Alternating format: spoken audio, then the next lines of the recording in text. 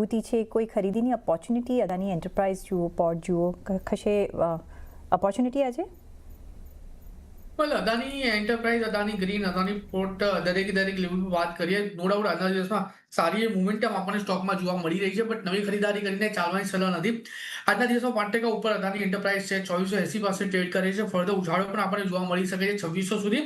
પણ again risk reward નવી ખરીદારી માટે અદાની એન્ટરપ્રાઇઝમાં એટલો સારો નથી બની રહ્યો. જે એક્ઝિસ્ટિંગ પોઝિશન છે તમે એને હોલ્ડ કરીને ચાલી શકો છો. બટ હા, એક કાઉન્ટર એવું છે જેમાં મને એવું લાગે છે કે પ્રેઝન્ટ લેવલ પર એનો પોઝિશન બનાવીને ચાલી શકાય. સ્ટોકનું નામ છે અદાની ગ્રીન.